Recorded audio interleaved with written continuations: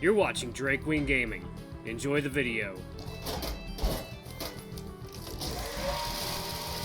Hey guys and gals, Nary here from Drake Wing Gaming. So you know on Twitter, the Gaming Dragon. Today I'm coming back at you another Let's Play episode of Sileo, Tales of a New Dawn.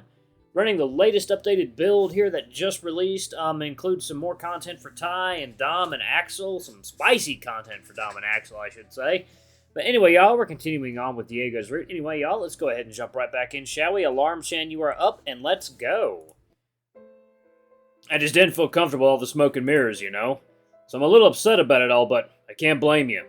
I understand, and I know you only wanted to help me, but you've got to promise me you're done with that. No more, okay? I promise. Diego opened his arms wide for a hug. I practically leapt into his arms. It was unlike him to be so forgiving and understanding. I appreciated it more than he'd ever know. I couldn't help but shed a tear or two in his arms before he let me go, and we returned to our previous positions on the couch. Effing Ty, man. God damn it. Do you think he meant what he said? That he's done? I don't know. I ain't talking to Kyrax. That shit ain't happening. But it's unlike Ty to give up on something when he set his mind to it. I guess I'd better be on guard, just in case he tries something. Did he say anything else? Let me think. He seemed to think that communication was a big issue between you and Kyrax. Yeah, no shit. Kyrax wouldn't tell me a thing. Figuring out that was going on in his head was like trying to squeeze blood from a stone. In Ty's credit, he primarily blamed that on Kyrax, but it sounds like Kyrax has told Ty all of that stuff. The stuff he should have told you. At least that's the impression I'm getting. He also said there were some gaps in the story, some stuff he thought you hadn't said, or maybe things you didn't realize without knowing what Kyrax was thinking. He seemed to think that if he could get you to agree to talk with Kyrax, and that if Kyrax were willing to be so candid, it might give you both some closure. What's done is done, dude. My relationship with him was the darkest part of my life. It's over. Things are a lot better now. I'm happier that I've been in a long-ass time. I'd rather just move on. Forget about it all. Focus on my new life with you rather than digging up the past. I don't want any closure. Forgive me for being the devil's advocate here, but what if it's Kyrax who needs closure?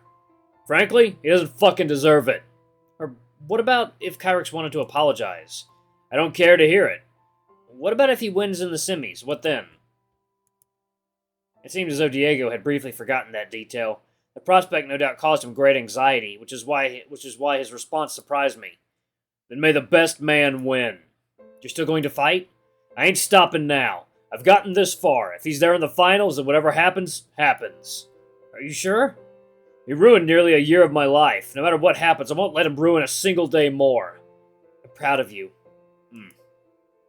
There's nothing else, right? No more secrets? Nope. And you have my word there won't be any more. Thanks, Brian.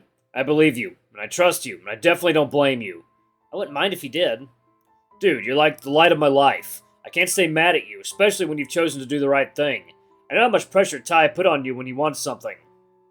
Just keep me in the loop, okay? If you find out anything, please tell me. I promise. And I meant that promise wholeheartedly. There'd be no more secrets. I was glad to discover that Ty's expectation that Diego would forfeit the tournament was untrue. Even with the prospect of Kyrax potentially being his final opponent, Diego stood firm. Diego had come such a long way in such a short time. He was resolute and refused to let anybody get in his way. Kyrax had better watch out. Diego was coming, and he wasn't going to take no shit. He wasn't going to take no shit. Not this time. Day 17. I woke, checking the time on my phone. 9:42 a.m. 18 minutes ahead of Diego's alarm. Good. I hated waking up to the jarring sound of the alarm anyway. What concerned me more was a notification from my texting app. Recipient, Lukas. I unlocked my phone to check the contents. A message from Lukas. Morning. I could use an extra hand this morning if you're able. Don't worry, you can leave before Diego's fight. I've got 2 projects on the go, one of which is quite big, and I could really use you. Let me know if you can help. I suppose a few hours in the morning wouldn't be so bad. I probably wouldn't have done much until Diego's fight anyway. I typed my reply, confirming my attendance in an hour or so before putting my phone back on the bedside table. I propped myself up against my pillow, stretching my arms and cracking my neck. A motion that caused Diego to stir, his eyes fluttering open before he looked up at me. Ugh, what time is it? Oh god, I'm gonna have to block that out. Okay. Don't worry, the alarm hasn't gone off yet. Ah, good. Diego followed my head, sitting up and stretching before turning to me with his usual carefree smile. I've been called into work for Lukas. He said I can finish up before the fight, though. Oh? He's calling you in on fight day? What's the occasion? A couple of big contracts, he said. I don't know exactly what. I guess I'll find out soon enough. How are you feeling about the fight later today? I don't rightly know. My should be more nervous, but I guess I've grown somewhat content. Whatever happens, happens. It's like I've been saying, if I lose today, I don't have to face Kyrex. Assuming he makes it, of course. If I win, well, I guess it's an opportunity to smack that smug grin off his stupid face. You're really not worried about it?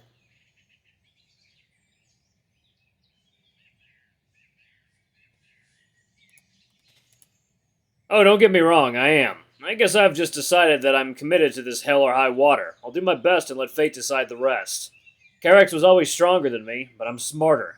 Maybe I can use that to my advantage. Maybe my hatred for him will work in my favor, too. Either way, the tournament is almost over. Life will go back to normal soon. I can spend the time I've been training and fighting with you instead. I'm looking forward to it. Hey, come here.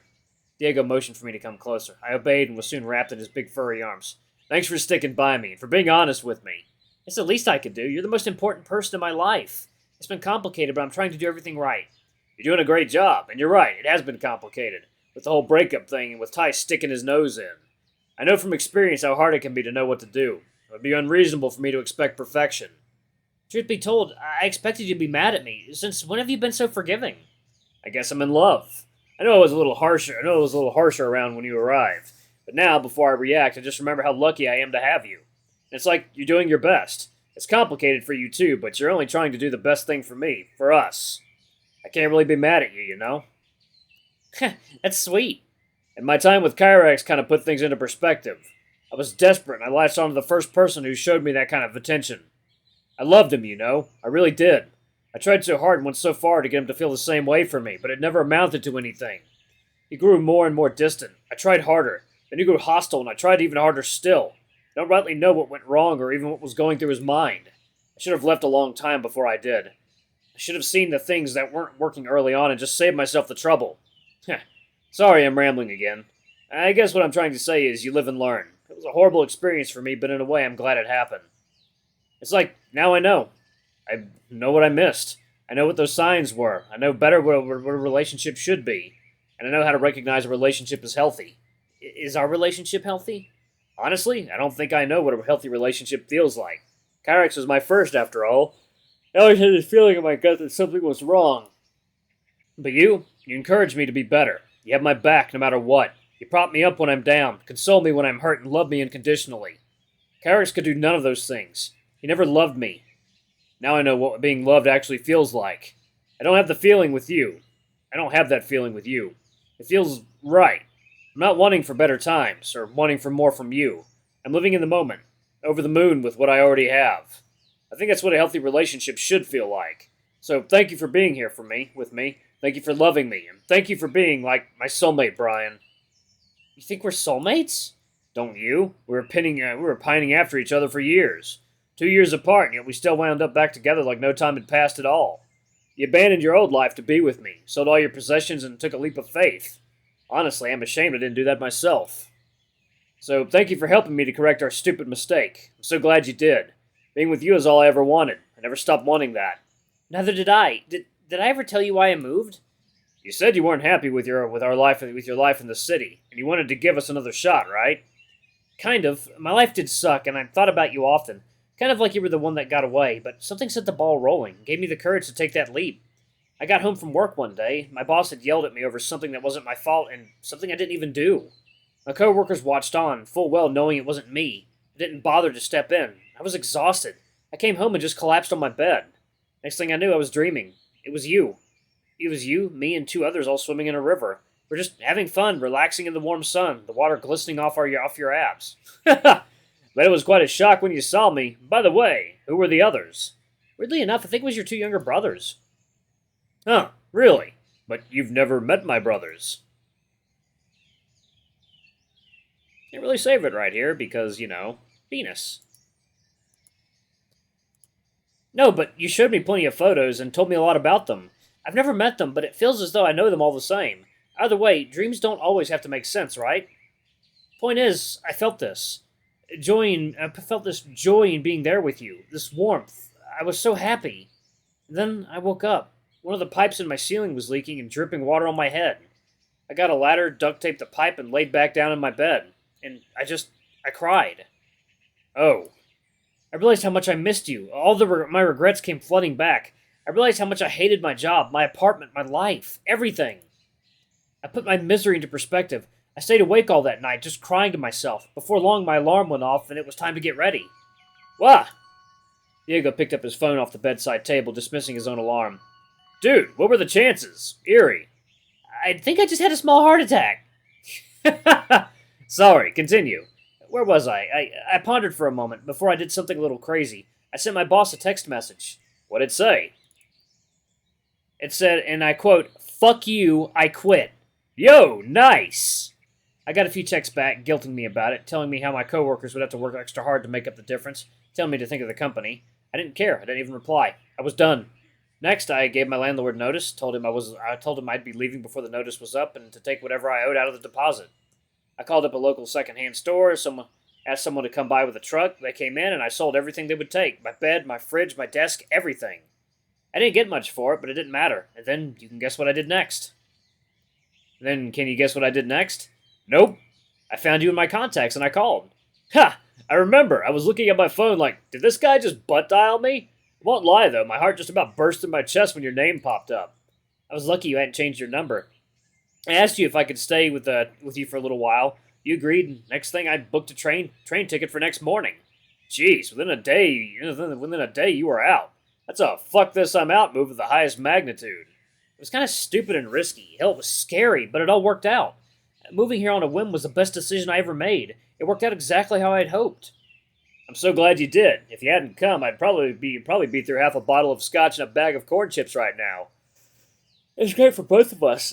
Sometimes you've just got to follow your heart, you know? Take a leap of faith, especially when you have so much to gain and so little to lose. Damn right. I'm proud of you, Brian. Not as proud as I am of you, Diego.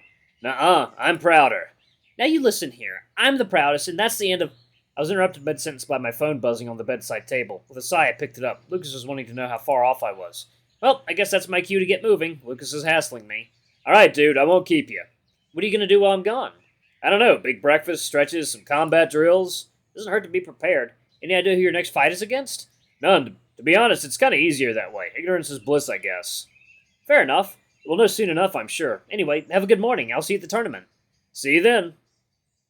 See ya. I gave Diego a brisk kiss, his face lighting up as I did before hurriedly getting myself ready and setting off to work. When I arrived, I noticed Lukas, Eric, and Dom already hard at work. Lukas was mulling over some schematics, Dom was making rapid phone calls back-to-back, and Eric was busy designing posters. Morning. Was wondering when you'd show. Sorry, I'm a bit late. It's okay. It was short notice. Was this about big contracts? Well, a big band is coming to Woodcrest soon, and by big I mean huge. International headliner. Wow, we got the contract? Well, no, not exactly. We're pitching for it against our competitor. Cutter's company has the nationwide contract, but someone influential put a good word in for us, so we have one opportunity to impress. Really? And how does that work? Essentially, Cutter doesn't have complete coverage of the country yet, so there's a clause for areas outside his coverage that they go with another company. As I understand it, the contract was drawn up before Cutter's company even moved to Woodcrest, so he doesn't specifically have the contract here yet. And like I said, someone put in a good word. We've got one shot to impress them, and we can't screw it up. If we get it, it's huge money. Great for our reputation, which is why I've got Dom and Eric working with me to try and prepare our pitch. Alright, so where do I come in? Well, I'm afraid your job is a bit more boring. Oh? We've still got other contracts that we can't afford to neglect. In particular, there is some preparation for the upcoming final of the tournament. That's going to be your job today. Ah, I understand. I think I'll be able to make a dent in only a few hours. It's mostly preparatory right now. The bulk of the work will start tomorrow. Once the finalists have been decided, with this big pitch, we'll be busy for a good while, though. Anything you can do to ease the burden tomorrow will be very helpful. I understand. There's a list of tasks you can do at your desk. Gotcha. And, thank you for coming in. It makes a big difference. I smiled and nodded at Lukas, as he returned a subtle yet genuine smile before turning away and heading back to his schematics. I set myself up at my desk, going over the list of tasks Lukas had prepared. I decided to start with the easy work, labeling envelopes to the current contestants. Their contents to be determined based on today's results. It didn't take long, after all. After all, there were only 4 competitors. The first envelope was addressed to Kyrex. Hardly a surprise, only if the letter it would contain would be a consolation. Next up was someone by the name of Mason. I wondered if this could be Diego's opponent. I was curious to find out, so I went poking through the list of files on the computer, hoping to find some clues.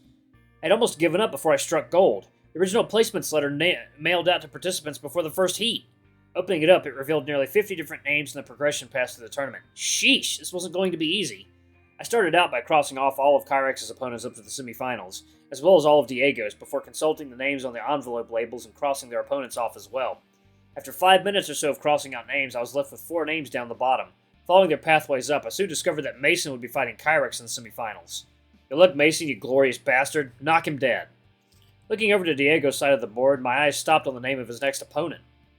Jay? No fucking way! I double-checked the envelope labels, and sure enough, the name of Diego's next opponent was Jay. Was it the same Jay we had met in the cafe? Impossible to say. It was a fairly common name, after all. Nonetheless, I pulled out my phone and composed a text to Diego. Your next opponent is called Jay. Don't know if it's the guy from the cafe or someone else. Just thought I'd let you know. With a sigh, I returned my phone to my pocket and began labeling the envelopes again, only to be interrupted by a certain colleague. What are you huffing and puffing about? Oh, hey Eric, just found out who Diego's next competitor might be. I think we met the guy yesterday. Oh right, who is it again?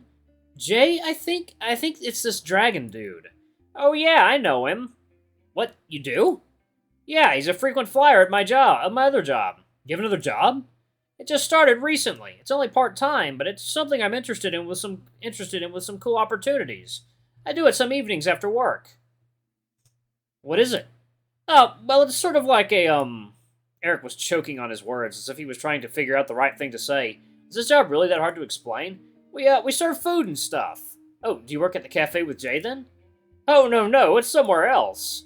Are you like an aspiring chef or something? It kind of reminds me of this movie I once saw. Oh, I don't do the cooking, but yeah, Jay comes by often. And the Jay I know was fighting in the tournament when I last saw him too, so it must be the same one.